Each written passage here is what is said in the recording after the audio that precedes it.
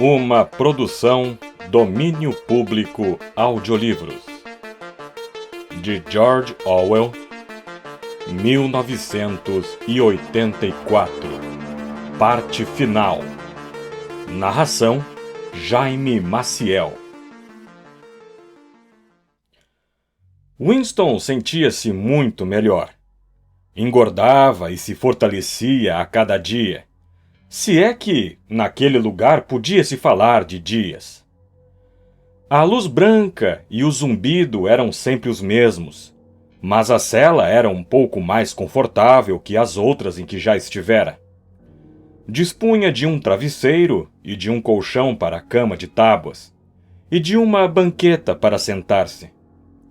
Tinham-lhe dado um banho e permitiam com razoável frequência que se lavasse numa bacia. Forneciam-lhe até água quente. Haviam providenciado roupas de baixo novas e um macacão limpo. Tinham passado uma pomada para aliviar a dor de sua úlcera varicosa.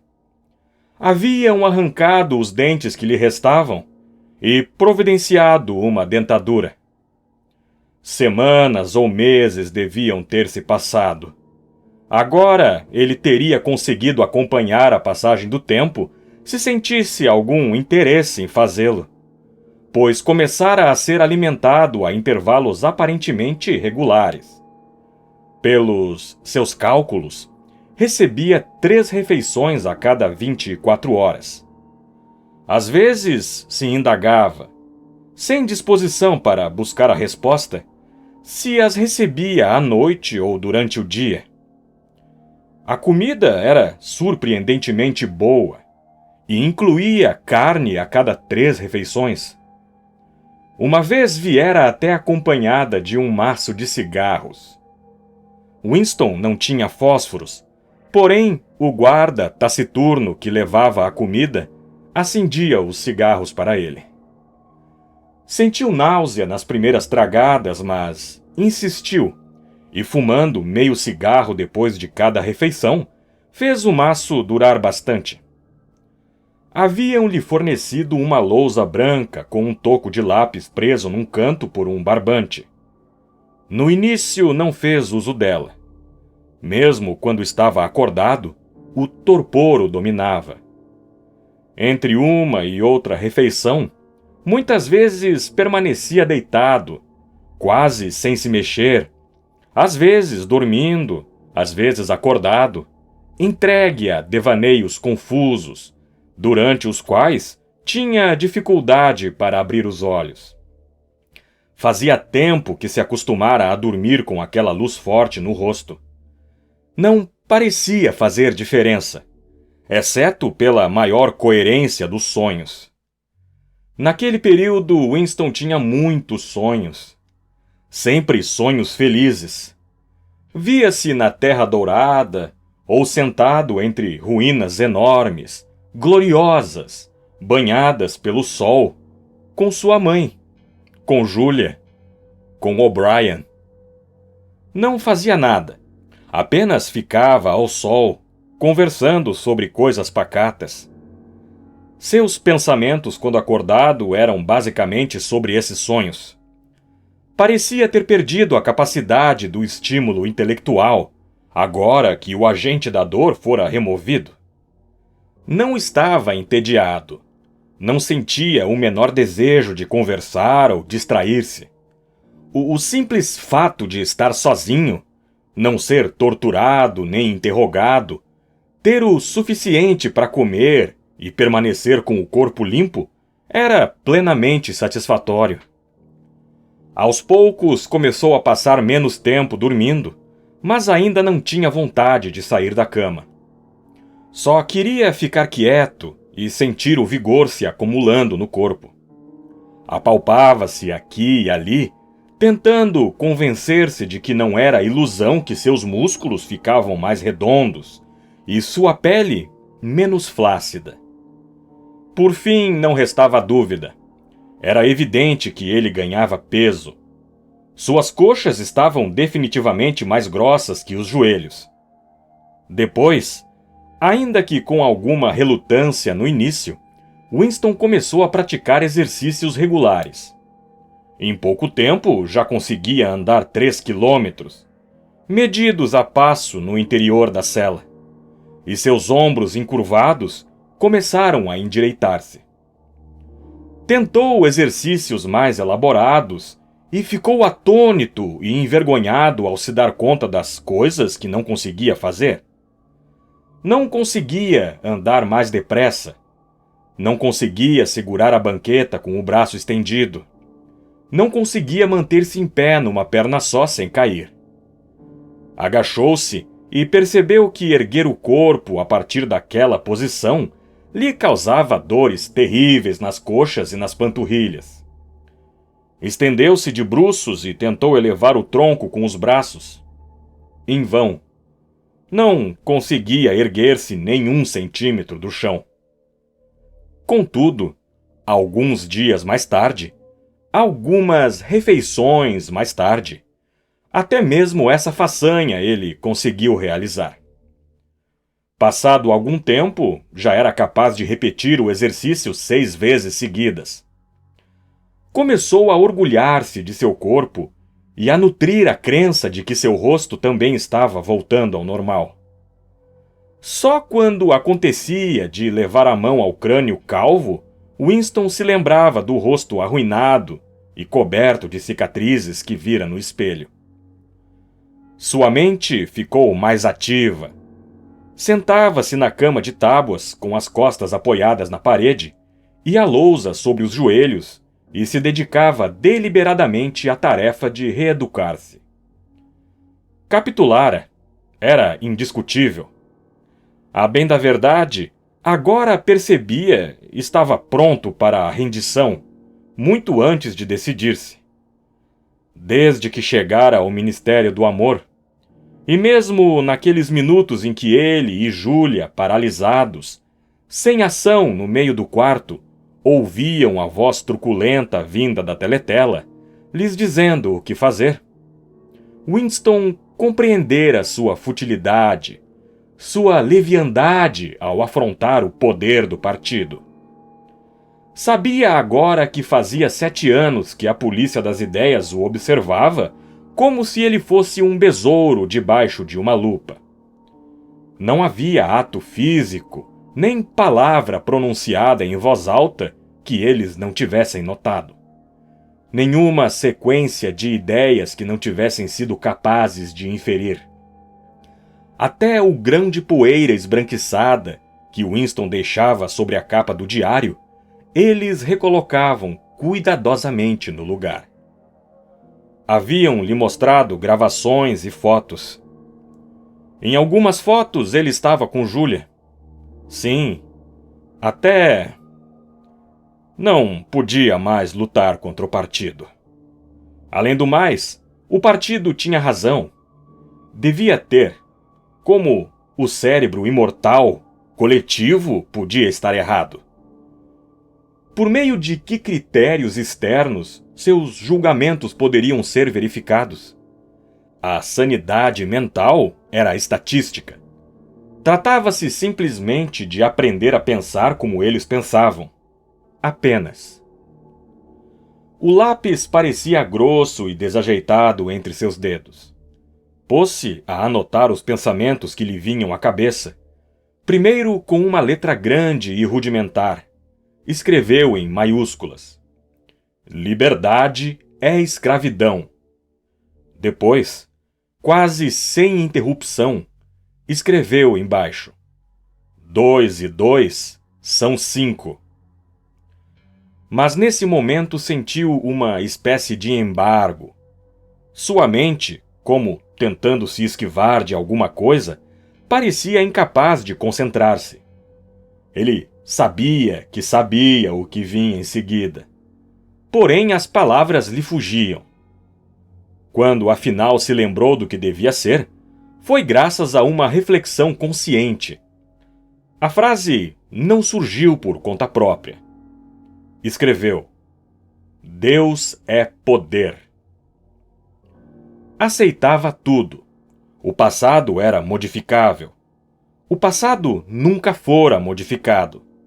A Oceania estava em guerra com a Lestásia. A Oceania sempre estivera em guerra com a Lestásia. Jones, Aronson e Rutherford eram culpados pelos crimes de que haviam sido acusados. Ele nunca tinha visto a foto que provava a inocência daqueles homens. A foto não existia. Ele a inventara. Lembrava-se de recordar coisas que contradiziam isso, porém eram memórias falsas. Produtos de seu auto-engano. Como era fácil! Bastava render-se, que tudo mais vinha em seguida. Era como nadar contra uma correnteza que empurrasse a pessoa para trás. Por mais força que a pessoa fizesse, e depois, de repente, decidir virar para o outro lado e deixar-se levar pela correnteza em vez de opor-se a ela. Nada se alterara, exceto sua própria atitude. Fosse como fosse, o que estava predestinado sempre acontecia. Winston não sabia direito por que se rebelara. Tudo era fácil, exceto... Qualquer coisa podia ser verdade. As assim chamadas leis da natureza eram uma bobagem. A lei da gravidade era uma bobagem. Se eu quisesse, dissera O'Brien, poderia flutuar para longe desse piso como uma bolha de sabão. Winston ficou pensando. Se ele pensar que está flutuando e subindo, e se eu ao mesmo tempo pensar que o vejo flutuando e subindo, então a coisa acontece. Num golpe, como uma madeira de navio naufragado aflorando a superfície da água, o pensamento rompeu em sua mente. Não acontece de fato. Imaginamos que acontece. É alucinação. Freou de imediato o pensamento. A falácia era óbvia. Partia do pressuposto de que em algum lugar fora da própria pessoa havia um mundo real, onde coisas reais aconteciam. Mas como seria possível existir um mundo assim? Que conhecimento temos de seja lá o que for, senão o que obtemos por meio de nossa própria mente? Tudo acontece na mente. O que quer que aconteça em todas as mentes, acontece de fato. Não teve dificuldade em se livrar daquela falácia, e não corria o menor risco de sucumbir a ela. Compreendeu, porém, que ela nem sequer devia ter-lhe ocorrido. A mente precisava desenvolver um ponto cego, sempre que um pensamento perigoso viesse à tona. O processo devia ser automático, instintivo. Breca-crime era sua denominação em nova fala. Passou a exercitar-se em breca-crime. Apresentava a si mesmo algumas proposições. O partido diz que a Terra é plana. O partido diz que o gelo é mais pesado que a água. E treinava para não ver ou não entender os argumentos que as contradiziam. Não era fácil. Exigia enorme capacidade de raciocínio e improvisação. Os problemas aritméticos suscitados por uma afirmação como 2 e 2 são 5, por exemplo, estavam fora de seu alcance intelectual. Era preciso também praticar uma espécie de atletismo mental. Num momento, recorrer ao raciocínio lógico, mais sofisticado, e no momento seguinte ignorar os equívocos lógicos mais grosseiros. A burrice era tão necessária quanto a inteligência, e igualmente difícil de ser adquirida. Enquanto isso, com uma parte da mente, Winston se perguntava quanto tempo faltaria para sua execução. Só depende de você, dissera O'Brien. Mas ele sabia que não havia um ato consciente que lhe possibilitasse apressar as coisas. Podia ser dali a 10 minutos, ou dali a 10 anos. Podiam mantê-lo em confinamento solitário por anos a fio. Podiam mandá-lo para um campo de trabalhos forçados. Podiam libertá-lo por algum tempo, como às vezes faziam. Era perfeitamente possível que, antes de executá-lo, todo o drama da prisão e do interrogatório voltasse a ser encenado. A única certeza era que a morte nunca vinha no momento esperado. Rezava a tradição tácita. De algum jeito a pessoa sabia, embora ninguém nunca tivesse lhe contado, que o tiro fosse dado pelas costas, sempre na nuca, sem aviso prévio, quando o preso passava por um corredor, ligando uma cela à outra. Um dia. Mas um dia não era a expressão adequada.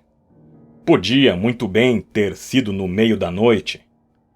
Winston caiu num devaneio estranho, jubiloso. Avançava pelo corredor à espera do tiro. Sabia que o gatilho seria apertado a qualquer momento. Tudo estava resolvido, equacionado, apaziguado. Já não havia dúvidas, argumentações, dores, medo. Seu corpo era saudável e forte. Caminhava sem dificuldade, com uma alegria de movimento e com a sensação de estar andando à luz do sol. Já não estava nos corredores estreitos e brancos do Ministério do Amor, mas na vasta ladeira banhada pelo sol, de 1 quilômetro de largura, que no delírio induzido pelas drogas tivera a impressão de descer.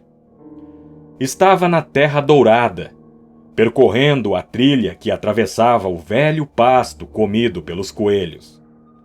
Sentia a relva baixa e vigorosa sob os pés, e os suaves raios do sol no rosto. Na orla do campo, a brisa balançava muito suavemente os ramos dos olmos, e, em algum ponto mais adiante, havia um riacho onde os robalinhos nadavam nas poças verdes sob os chorões. De repente, saltou da cama com um choque de horror. O suor lhe escorria pelas costas. Ouvira a própria voz gritando: "Júlia! Júlia! Júlia! Meu amor! Júlia!" Por um instante, fora dominado pela irresistível alucinação da presença dela ali. Tivera a sensação de que ela não apenas estava com ele, como dentro dele. Era como se Júlia estivesse misturada à textura de sua pele. Naquele instante, seu amor por ela fora infinitamente maior do que quando estavam juntos e livres. Ao mesmo tempo, entendeu que ela continuava viva e precisava de sua ajuda. Deitou-se de costas na cama e tentou se recompor. O que fizera? Quantos anos acrescentara à sua servidão com aquele momento de fraqueza? Mais alguns instantes e ouviria o tropel das botinas do lado de fora da cela. Eles nunca deixariam sem castigo uma explosão daquelas. Agora saberiam, se já não soubessem, que ele estava rompendo o acordo feito com eles. Obedecia ao partido, mas continuava odiando o partido. No passado, ocultara uma mente herege sob a aparência da conformidade. Agora, descera mais um degrau. Capitulara na mente. Porém, o fizera na esperança de manter o fundo de seu coração inviolado. Sabia que estava agindo errado, mas preferia estar agindo errado. Eles perceberiam isso. O'Brien perceberia. Com aquele grito tolo, Winston se entregara de vez. Teria de começar tudo de novo. Talvez levasse anos. Passou a mão pelo rosto, tentando se familiarizar com os novos traços. Havia vincos profundos nas bochechas, As maçãs do rosto estavam protuberantes, o nariz achatado. Além do mais, depois que se vira pela última vez no espelho, recebera um jogo completo de dentes novos. Não seria difícil conservar a inescrutabilidade sem saber como era seu rosto. De toda maneira, não bastava manter as feições sob controle. Pela primeira vez, Winston se dava conta de que, para guardar um segredo, teria de guardá-lo também de si mesmo. Era preciso ficar o tempo todo consciente da presença do segredo, mas, enquanto fosse possível, não podia permitir que ele assomasse a consciência sob nenhuma forma a que alguém pudesse dar um nome. De agora em diante não bastava pensar direito. Tinha de sentir direito, sonhar direito.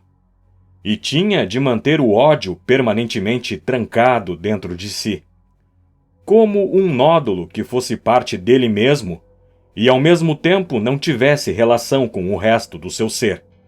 Uma espécie de cisto. Um dia tomariam a decisão de eliminá-lo.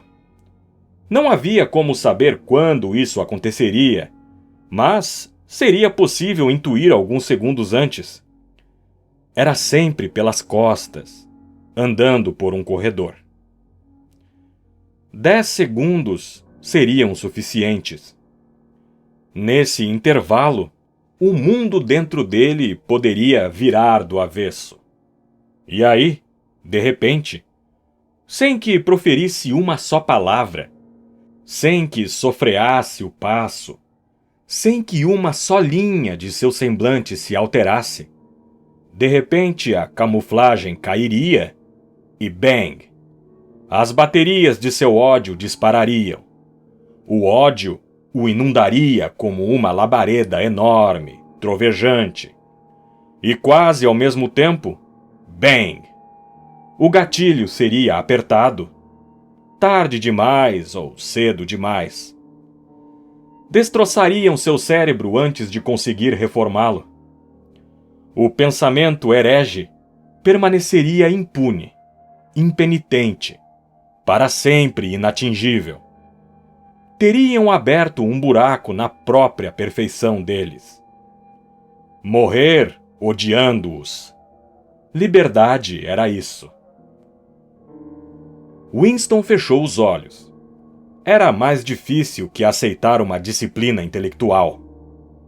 A questão era degradar a si mesmo, mutilar a si mesmo. Tinha de submergir na mais imunda das imundícies. Qual era a coisa mais horrível e asquerosa de todas? Pensou no grande irmão. O rosto enorme. Por vê-lo constantemente em cartazes, sempre pensava nele como tendo 1 metro de largura. Com seu bigode preto e cerrado, e os olhos que acompanhavam a pessoa de um lado para o outro. Parecia adejar a seu bel prazer na mente de Winston. Quais eram seus verdadeiros sentimentos em relação ao grande irmão? Ouviu-se um tropel pesado de botinas no corredor. A porta de aço se abriu com estrondo. O'Brien entrou na cela. Atrás dele, vinham o oficial, de rosto de cera, e os guardas de uniforme preto. "Levante-se", disse O'Brien. "Aproxime-se." Winston postou-se à sua frente. O'Brien agarrou seus ombros com as mãos fortes e olhou-o bem de perto. "Você andou pensando em me enganar", disse. "Que idiotice! Endireite o corpo, olhe para mim." Calou-se. Depois continuou num tom mais afável. "Você está melhorando. Intelectualmente, há pouquíssima coisa errada com você. É só emocionalmente que não está conseguindo progredir. Diga-me, Winston. E lembre-se, não minta. Já sabe que sempre percebo quando você mente. Diga-me, Quais são seus verdadeiros sentimentos em relação ao grande irmão? Eu o odeio. Você o odeia. Muito bem. Então chegou a hora de dar o último passo. Tem de amar o grande irmão. Não basta obedecer a ele. Tem de amá-lo. Soltou Winston, empurrando-o de leve para os guardas. Quarto 101, disse. A cada etapa de seu período de detenção, Winston sabia, ou tinha a impressão de saber, em que ponto do edifício sem janelas se encontrava. Talvez houvesse pequenas diferenças na pressão atmosférica. As celas em que fora espancado pelos guardas ficavam no subsolo. A sala, onde O'Brien o interrogara, ficava num dos andares mais altos, perto da cobertura do edifício. O lugar onde estava agora ficava vários metros abaixo da superfície da terra, no ponto mais fundo a que era possível chegar. Era um espaço mais amplo do que o da maioria das celas em que estivera, só que mal reparava no que havia a seu redor. Tinha a atenção inteiramente voltada para duas mesinhas, bem à sua frente, ambas forradas com feltro verde. Uma estava a apenas 1 ou 2 metros dele, a outra mais afastada, perto da porta. Tinham-no amarrado a uma cadeira, com nós tão firmes que era incapaz de mover o corpo, inclusive a cabeça. Uma espécie de almofada cingia-lhe a cabeça por trás, obrigando-o a olhar para a frente. Permaneceu alguns instantes a sós. Depois, a porta se abriu e por ela entrou O'Brien. Uma vez você me perguntou o que havia no quarto 101. Eu lhe disse que você já sabia a resposta. Todos sabem. O que há no quarto 101 é a pior coisa do mundo. A porta tornou a se abrir. Um guarda entrou, trazendo uma coisa feita de arame, uma espécie de caixa ou cesta. Deixou-a sobre a mesa mais distante. Devido à posição ocupada por O'Brien, Winston não conseguia ver o que era. A pior coisa do mundo, disse O'Brien. Varia de indivíduo para indivíduo. Às vezes é ser enterrado vivo. Às vezes, morrer numa fogueira, ou afogado, ou empalado, ou de 50 outras maneiras diferentes. Há casos em que se trata de uma coisa muito boba, uma coisa que nem chega a ser fatal. Moveu o corpo um pouco para o lado, para que Winston pudesse ver melhor a coisa que estava sobre a mesa. Era uma gaiola de arame retangular, com uma alça em cima, pela qual era transportada. Fixada à parte da frente, via-se algo que lembrava uma máscara de esgrima, com a superfície côncava voltada para fora. Embora a gaiola estivesse a 3 ou 4 metros de distância, Winston viu que era dividida longitudinalmente em 2 compartimentos, e em cada um deles havia um animal. Ratos. Assim que pôs os olhos na gaiola, Winston sentira uma espécie de calafrio premonitório, um temor indefinido. Porém, agora, subitamente, o significado daquele acessório, que lembrava uma máscara, ficou claro para ele. Teve a impressão de que seus intestinos viravam água. Você não pode fazer isso! Gritou, com uma voz que fraquejava. Não pode! Não pode! É impossível! Lembra-se, disse O'Brien, do momento de pânico que costumava ocorrer em seus sonhos? Você via uma muralha de escuridão à sua frente e ouvia um rugido. Algo terrível se escondia do outro lado da muralha. Você sabia o que era, mas não se atrevia a tomar consciência do que fosse. Do outro lado da parede havia ratos. "Oh, Brian!" exclamou Winston, esforçando-se para manter a voz sob controle.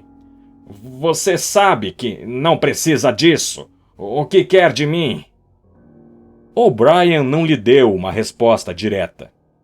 Quando falou, assumiu a atitude profissional que de vez em quando gostava de exibir. Olhou pensativo ao longe, como se estivesse se dirigindo a uma plateia em algum ponto atrás de Winston. "Por si só", disse. "Nem sempre a dor é suficiente.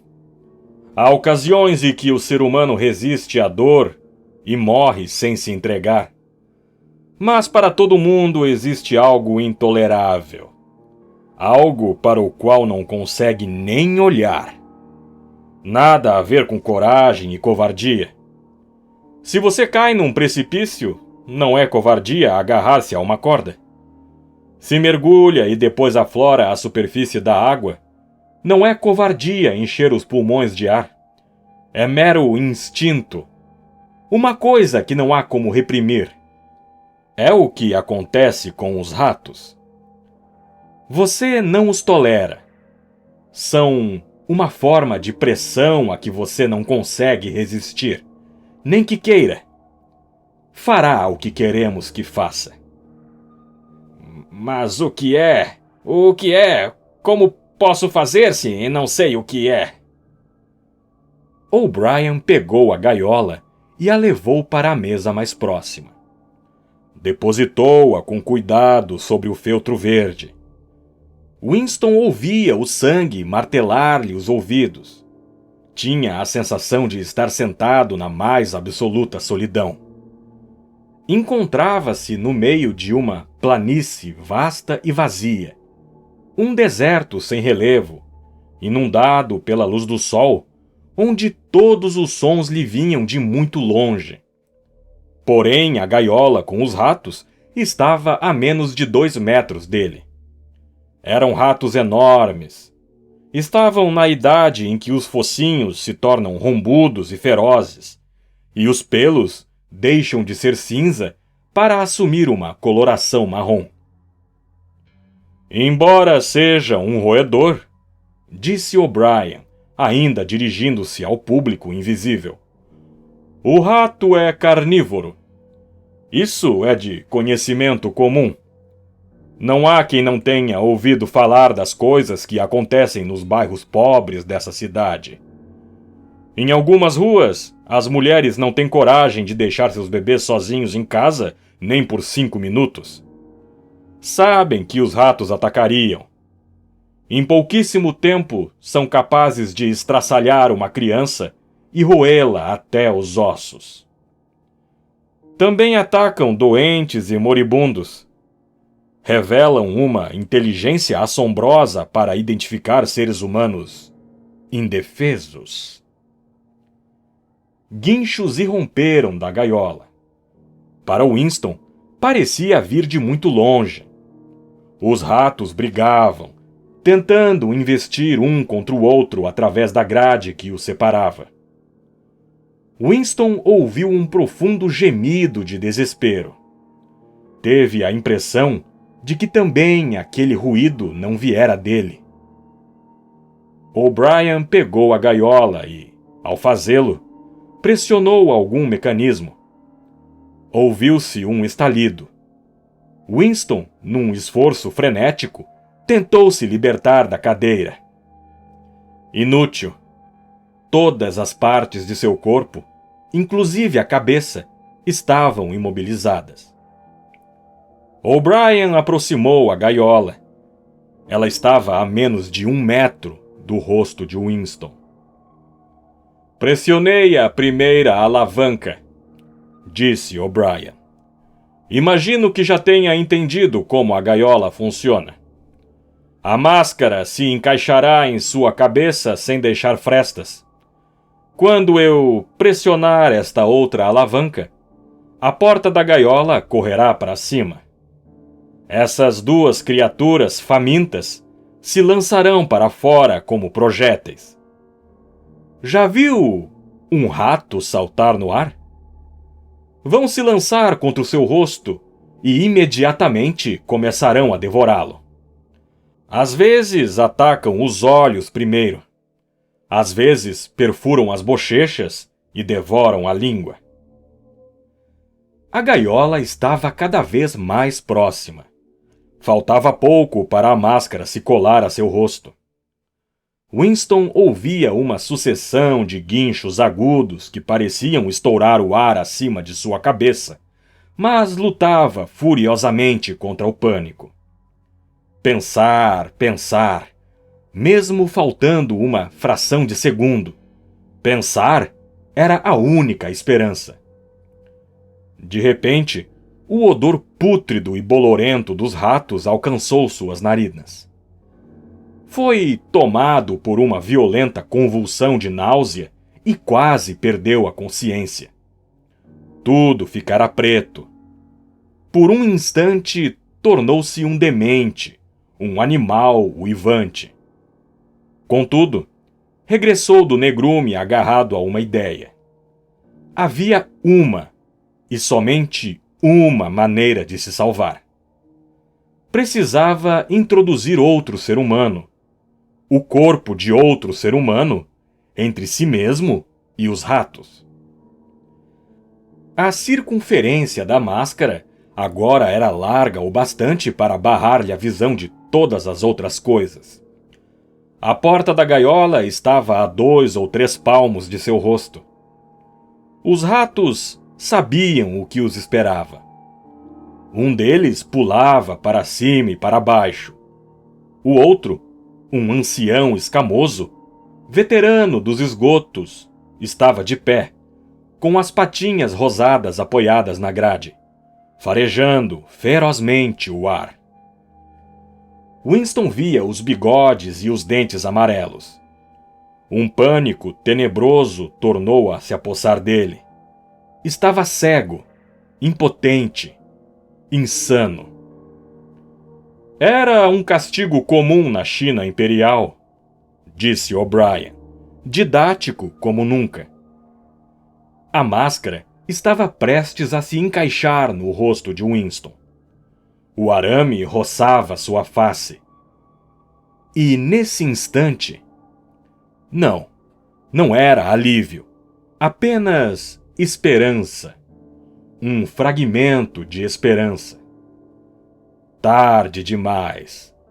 Talvez tarde demais. Porém, subitamente compreendera que no mundo inteiro só havia uma pessoa a quem poderia transferir seu suplício. Um corpo que teria condições de interpor entre si e os ratos. E fora de si, começou a gritar freneticamente. Ponha Júlia no meu lugar! Faça isso com a Júlia, não comigo! Com a Júlia! Não me importa o que aconteça com ela. Deixe que esses ratos estraçalhem o rosto dela, que a comam até os ossos. Eu não! Júlia! Eu não! Winston estava sendo sugado para trás, para uma vasta profundeza, afastando-se dos ratos. Continuava amarrado à cadeira, porém, caía sem parar, varando o chão. As paredes do edifício, a terra e os oceanos, varando a atmosfera e despencando no cosmos, nos abismos que se abrem entre as estrelas. Para longe dos ratos, cada vez mais longe dos ratos. Estava a anos-luz de distância, porém, sempre com O'Brien a seu lado. Continuava a sentir o contato frio do arame no rosto. Entretanto, através da escuridão que o envolvia, ouviu outro estalido metálico e compreendeu que a porta da gaiola fora travada e não descerrada. O café da castanheira estava quase vazio. Um raio de sol entrando obliquamente por uma janela tingia de amarelo as mesas empoeiradas. Era a hora vazia das 3 da tarde. Uma música insonsa saía das teletelas. Winston estava sentado em seu canto habitual, olhos fixos num copo vazio. De vez em quando, olhava para um rosto descomunal que o encarava da parede oposta. O grande irmão está de olho em você, dizia a legenda. Sem ser chamado, um garçom veio e encheu seu copo com gin Victory, acrescentando algumas gotas de outra garrafa com a rolha atravessada por um tubinho. Era sacarina aromatizada com cravo da Índia, a especialidade do café. Winston escutava a teletela. No momento, a programação era estritamente musical, porém sempre havia a possibilidade de que ela fosse interrompida para a transmissão de algum comunicado extraordinário do Ministério da Paz. As notícias do fronte africano eram preocupantes. Ao longo do dia, volta e meia pensava naquilo. Forças eurasianas. A Oceania estava em guerra com a Eurásia. A Oceania sempre estivera em guerra com a Eurásia. Avançavam no sentido sul a uma velocidade assombrosa. O informe do meio-dia não mencionava nenhuma região específica, mas era provável que a Foz do Congo já tivesse sido transformada em campo de batalha. Brazzaville e Leopoldville corriam perigo. Não era necessário consultar o mapa para compreender o significado daquilo. Não se tratava apenas de perder a África Central. Pela primeira vez desde o início da guerra, a Oceania via seu próprio território ameaçado. Uma emoção violenta, que não era medo propriamente dito, mas uma espécie de excitação indiferenciada, acendeu-se em seu íntimo, para depois se apagar. Winston parou de pensar na guerra. Nos últimos tempos não conseguia se concentrar em determinado assunto por mais de alguns minutos. Pegou o copo e bebeu seu conteúdo de um gole só. Como sempre, a bebida fez com que sentisse um arrepio e até uma leve ânsia de vômito. A coisa era horrorosa. Os cravos da Índia e a sacarina, que com seu gosto enjoativo já eram suficientemente repugnantes, não bastavam para disfarçar o cheiro fracamente oleoso. E o pior de tudo era o odor do gin, que permanecia noite e dia com ele, e que, em sua cabeça, estava fortemente misturado com o fedor daqueles... Winston nunca os nomeava, nem em pensamento, e, até onde fosse possível, jamais os visualizava.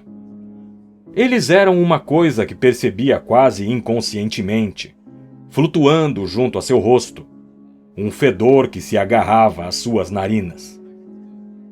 Quando o gin quis retroceder, um arroto saiu por entre seus lábios rubros. Depois que deixara a prisão, Winston engordara e recuperara sua antiga cor. A bem da verdade, mais que a recuperara. Suas feições estavam mais grosseiras. A pele do nariz e as maçãs do rosto eram de um vermelho acentuado, e até a careca se tornara excessivamente rosada. Um garçom, outra vez sem ser chamado, trouxe um tabuleiro de xadrez, e o Times, aberto na página do problema enxadrístico do dia. Depois, notando que o copo de Winston estava vazio, trouxe a garrafa de gin e tornou a enchê-lo. Não era preciso pedir nada. Conheciam seus hábitos.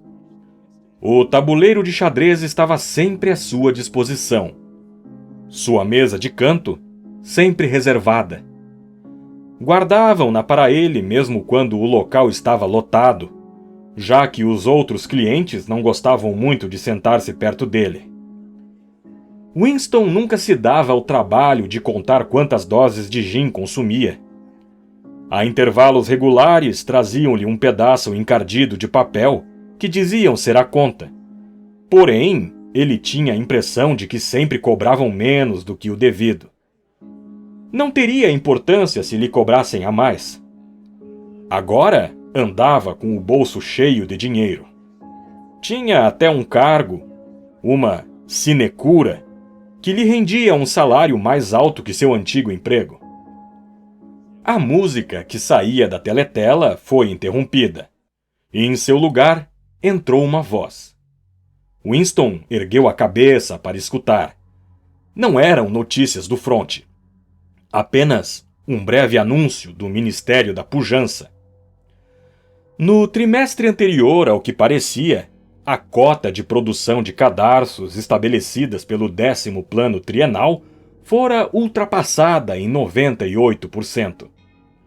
Winston examinou o problema enxadrístico e espalhou as peças no tabuleiro. Era um final difícil, envolvendo 2 cavalos. Jogam as brancas, mate em 2 lances. Olhou para o retrato do grande irmão. As brancas sempre dão o xeque-mate, pensou, com uma espécie de misticismo nebuloso. O arranjo é sempre esse, sem exceção. E é assim desde que o mundo é mundo. Nunca houve problema de enxadrismo em que as pretas tivessem ganho. Porventura, isso não simbolizava o triunfo eterno e imutável do bem sobre o mal? O rosto descomunal lhe devolvia o olhar. As brancas sempre dão o xeque-mate. Na teletela, a voz fez uma pausa e acrescentou em outro tom, muito mais sério. Estão todos convocados para um anúncio importante às 15h30. 15h30. Trata-se de notícia da mais alta importância. Não percam. 15h30. A música vibrante recomeçou. O coração de Winston disparou. Só podia ser o comunicado com as últimas informações do fronte. A intuição lhe dizia que as novidades não eram boas. Durante todo o dia, com pequenas erupções de excitação, a ideia de uma derrota fragorosa na África de vez em quando invadia seus pensamentos. Parecia-lhe efetivamente ver o exército eurasiano atravessando a fronteira, até então inexpugnável, e descendo, qual fileira de formigas, para a ponta da África. Por que não haviam encontrado uma maneira de flanqueá-los? O contorno da costa da África Ocidental se destacava vividamente em sua cabeça. Pegou o cavalo branco e moveu-o pelo tabuleiro. Aquela era a posição certa. Tão logo viu a horda preta avançando para o sul, divisou outro exército, misteriosamente reunido, de súbito posicionado em sua retaguarda, cortando suas linhas de comunicação por terra e mar.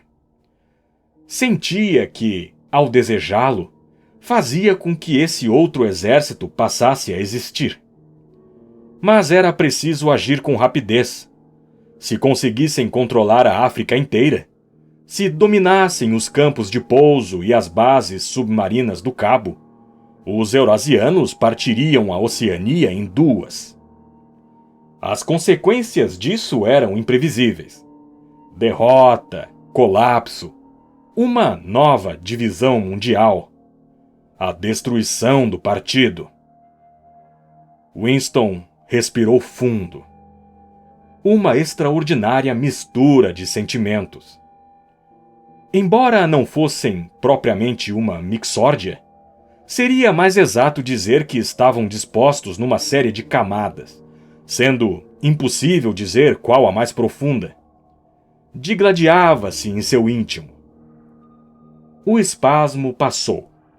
Winston pôs o cavalo branco de volta no lugar, mas por enquanto não conseguia dedicar-se a um estudo sério do problema enxadrístico. Seus pensamentos, mais uma vez, divagaram. De modo quase inconsciente, escreveu com o dedo na poeira da mesa. 2 mais 2 igual a 5. Eles não podem entrar em você, dissera Júlia. Mas podiam entrar sim. O que lhe acontecer aqui é para sempre, dissera O'Brien. Era verdade. Havia coisas, atos cometidos pela própria pessoa, das quais não era possível recuperar-se. Algo era destruído dentro do peito, queimado, cauterizado. Winston vira Júlia. Inclusive falara com ela. Não havia perigo nisso. Sabia, como por instinto, que quase já não se interessavam pela conduta dele. Podia até ter combinado um segundo encontro com ela, se um dos dois tivesse desejado. Na realidade, haviam se encontrado por acaso. Fora no parque, num dia horrível de março, de um frio cortante, com a terra dura como ferro e a relva aparentemente toda morta. Não havia nenhum broto à vista, exceto alguns crocos que tinham aflorado apenas para se expor à ação devastadora do vento. Winston caminhava apressado, de mãos congeladas e olhos lacrimejantes quando a viu, menos de 10 metros à frente. Passaram um pelo outro quase sem se dar conta, mas ele fez meia volta e foi atrás dela sem muito entusiasmo. Sabia que não havia perigo. Já não despertavam interesse. Júlia não disse nada. Saiu andando na diagonal pela relva, como se quisesse livrar-se dele. Depois, aparentemente se conformou em tê-lo a seu lado. Entraram numa moita de arbustos rotos e desfolhados, um lugar que não servia nem para ocultá-los, nem para protegê-los do vento. Pararam de andar. Fazia um frio terrível. O vento assobiava por entre os ramos secos e castigava os eventuais crocos de aspecto encardido. Ele passou o braço pela cintura dela. Não havia teletelas, mas talvez houvesse microfones escondidos. Além do mais, podiam ser vistos. Não tinha importância. Nada tinha importância. Podiam ter se deitado no chão e feito aquilo se quisessem. Winston gelou de horror diante da ideia. Júlia, por sua vez, não esboçou reação ao ser envolta pelo braço dele. Nem sequer tentou se soltar. Winston soube então o que se modificara nela. Seu rosto estava lívido e havia uma grande cicatriz, parcialmente oculta pelo cabelo, que ia da testa à têmpora. Mas não era essa a transformação. A diferença era que sua cintura estava mais pesada e surpreendentemente mais rígida. Winston se lembrou da ocasião em que, após a explosão de um míssil, ajudara a tirar um cadáver do meio dos escombros, e recordou seu espanto não apenas com o incrível peso do corpo, como também com sua rigidez e difícil manipulação, que faziam-no parecer mais pedra que carne. O corpo de Júlia tinha essas características. Ocorreu-lhe que sua pele devia estar com uma textura muito diferente da de antes. Ele não tentou beijá-la, e os dois permaneceram mudos. Quando saíram da moita e voltaram para a relva, Júlia o encarou pela primeira vez. Foi um olhar rápido, repleto de desprezo e aversão. Ele se perguntou se era uma aversão oriunda estritamente do passado, ou se também teria sido suscitada pela deformação de seu rosto e pelas lágrimas que o vento teimava em arrancar de seus olhos. Sentaram-se em 2 cadeiras de ferro, lado a lado, mas não muito perto um do outro. Ele percebeu que ela estava prestes a dizer alguma coisa. Ela moveu de leve o sapato feioso e esmagou deliberadamente um graveto. Seus pés pareciam ter ficado mais largos, reparou ele.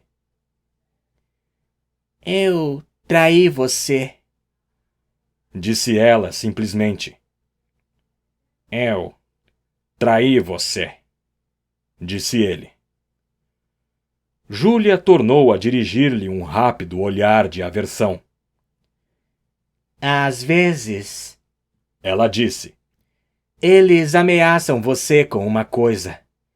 Uma coisa que você não tem condições de suportar, sobre a qual não consegue nem pensar. E então você diz: não façam isso comigo, façam com outra pessoa. Façam com fulano ou ciclano.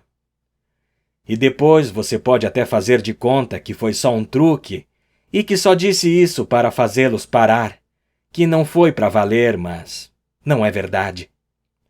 Na hora em que acontece é para valer, sim. Você pensa que não tem outra saída e está perfeitamente disposto a se salvar daquela forma. Quer que aquilo aconteça com a outra pessoa. Não está nem aí para o sofrimento dela. Na hora, você só pensa em si mesmo. Só pensa em si mesmo, repetiu Winston. E depois você não sente mais o que sentia antes em relação à pessoa. Não, disse ele. Não sente mais o que sentia antes. Não parecia haver mais nada a dizer. O vento colava os macacões finos contra seus corpos. De uma hora para outra, ficou constrangedor permanecerem ali sentados em silêncio. Além do mais, com aquele frio, era impossível ficar parado. Júlia disse alguma coisa sobre pegar o metrô e levantou-se para ir embora. Precisamos nos ver de novo, disse ele. É, disse ela. Precisamos. Winston seguiu-a sem muita convicção por um pequeno trecho. Ia meio passo atrás. Não voltaram a se falar.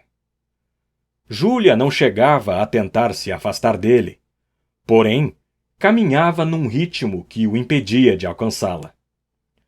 Ele decidira acompanhá-la até a estação do metrô, mas, de repente, a ideia de continuar em seu rastro naquele frio pareceu-lhe sem sentido e intolerável.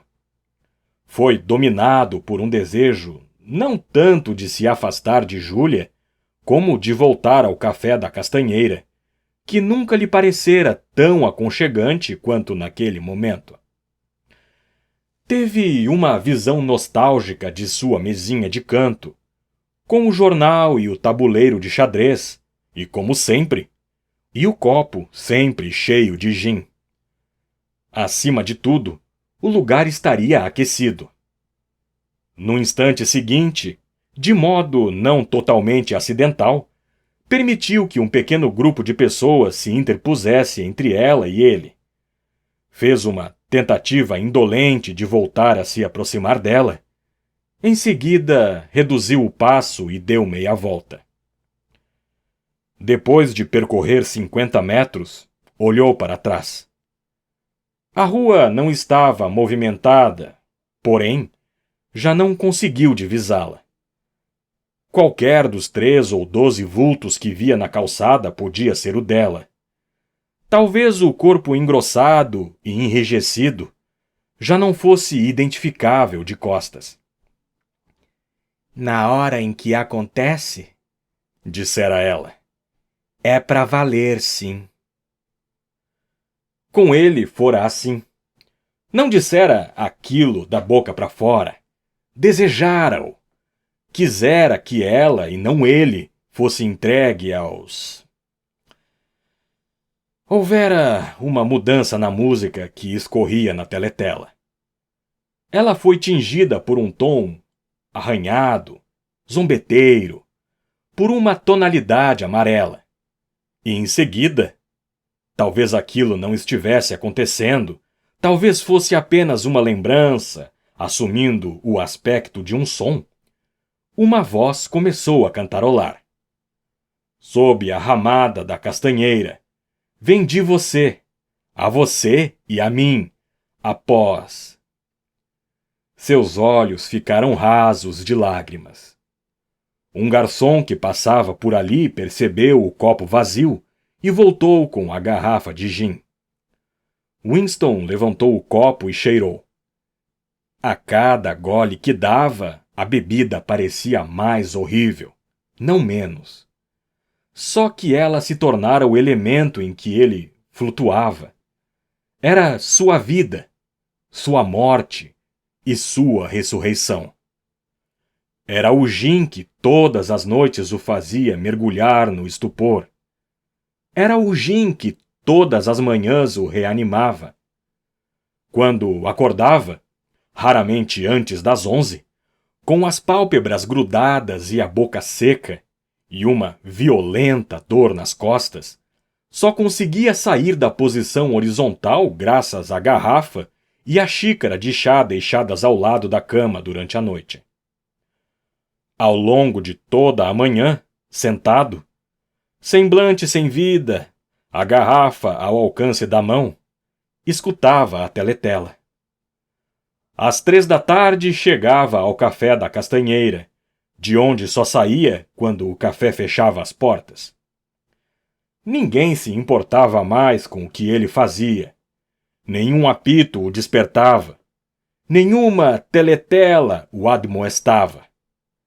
De vez em quando, cerca de 2 vezes por semana, dirigia-se ao escritório empoeirado e praticamente esquecido que lhe haviam destinado, no Ministério da Verdade, e se desincumbia de alguns trabalhos, ou daquilo a que chamavam de trabalho.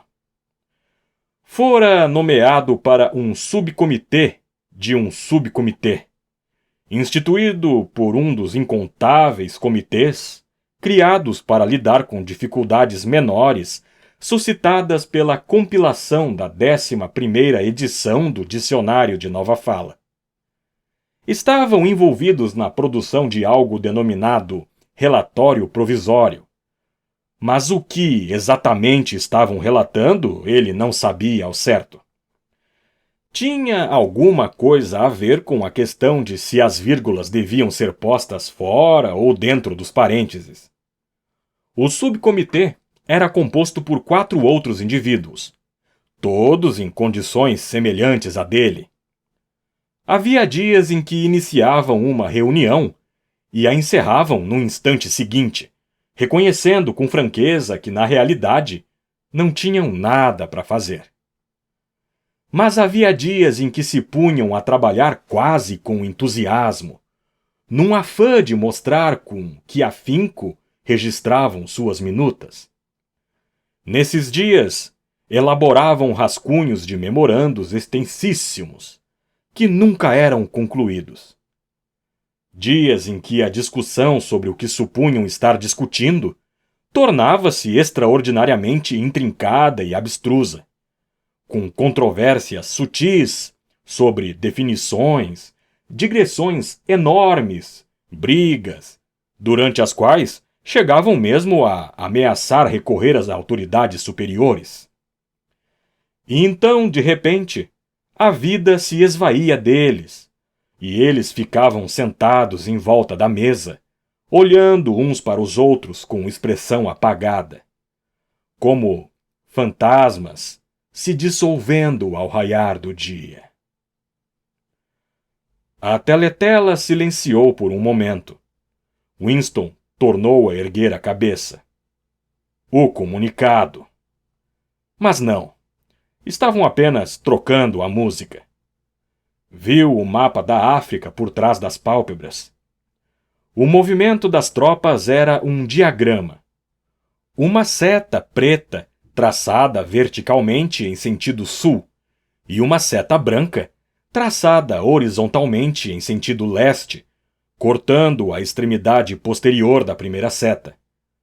Como se buscasse encorajamento, olhou para o rosto imperturbável no cartaz. Seria possível que a segunda seta nem sequer existisse? Seu interesse tornou a esmurecer. Tomou outro gole de gin, pegou o cavalo branco e experimentou uma jogada. Cheque. Mas, evidentemente, não era o movimento correto, pois... Sem ser evocada, uma lembrança aflorou em sua mente.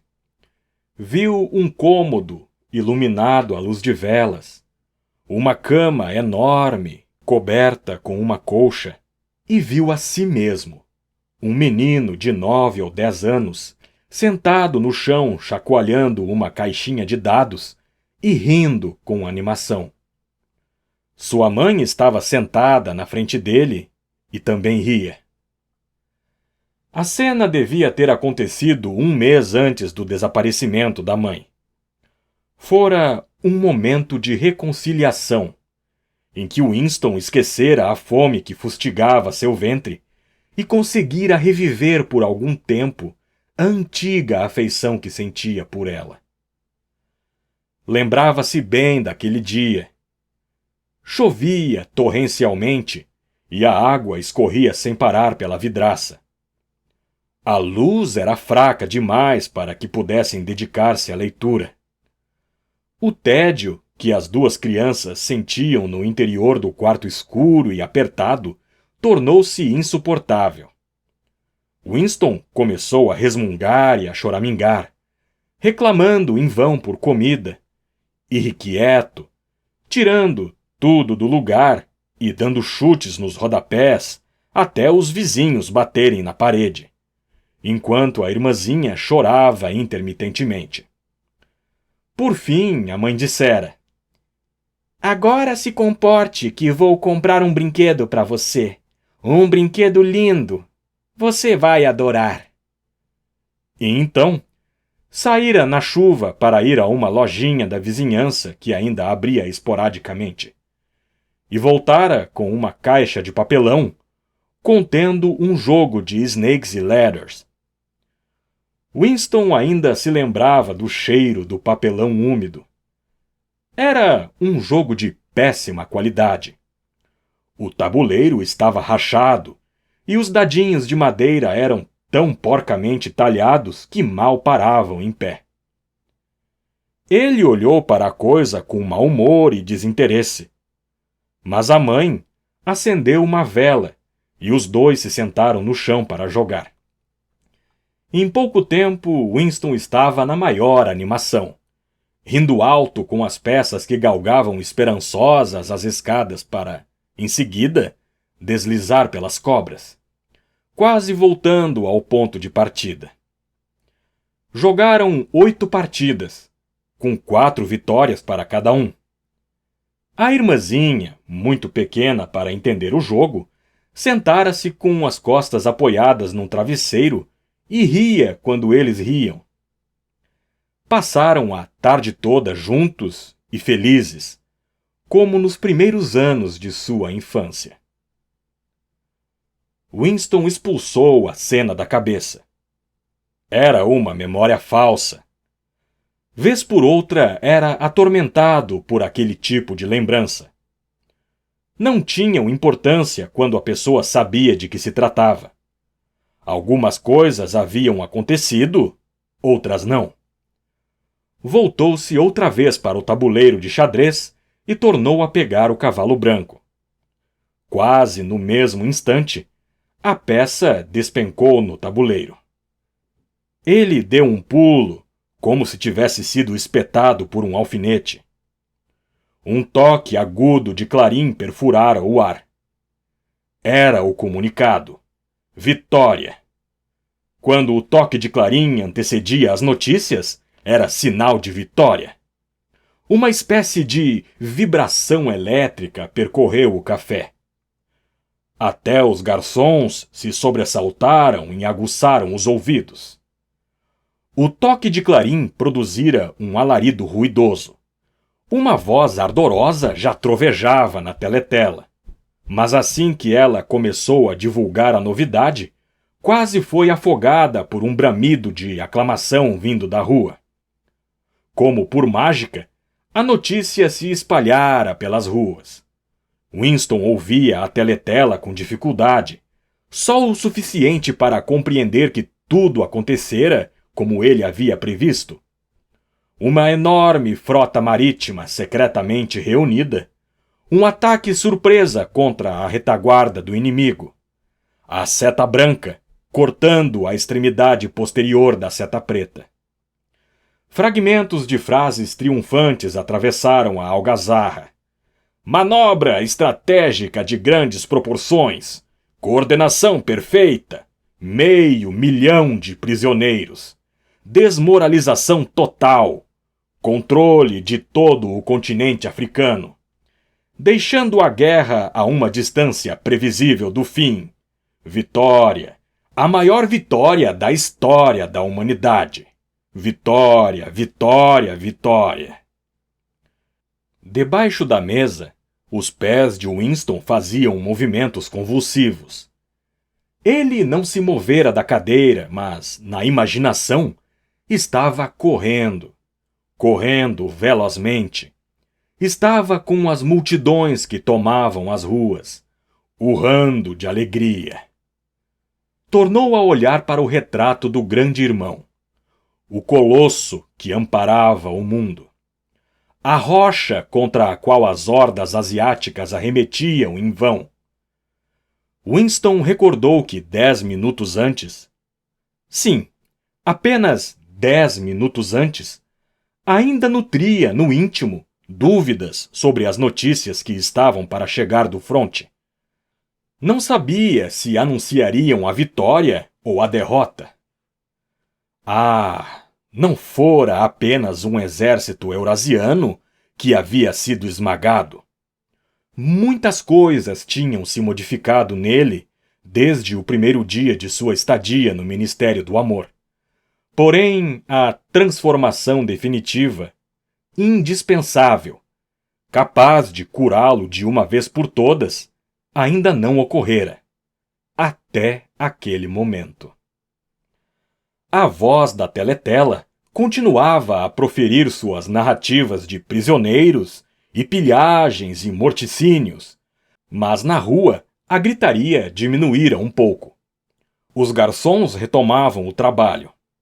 Um deles se aproximou com uma garrafa de gin. Mergulhado num sonho jubiloso, Winston não se deu conta de que enchiam seu copo. Já não corria nem urrava de alegria. Estava de volta ao Ministério do Amor, com todas as coisas perdoadas, a alma branca como a neve. Estava no banco dos réus, em praça pública, confessando tudo, comprometendo todo mundo. Estava atravessando o corredor de ladrilhos brancos, com a sensação de caminhar à luz do sol, tendo às costas um guarda armado. O tão ansiado projétil perfurara-lhe o cérebro. Olhou para o rosto descomunal. 40 anos haviam sido necessários para que ele descobrisse que tipo de sorriso se escondia debaixo do bigode negro. Que mal-entendido, cruel e desnecessário!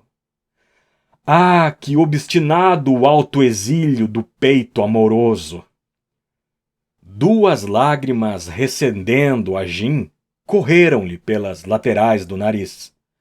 Mas estava tudo bem. Estava tudo certo. A batalha chegara ao fim. Ele conquistara a vitória sobre si mesmo. Winston amava o grande irmão. Fim.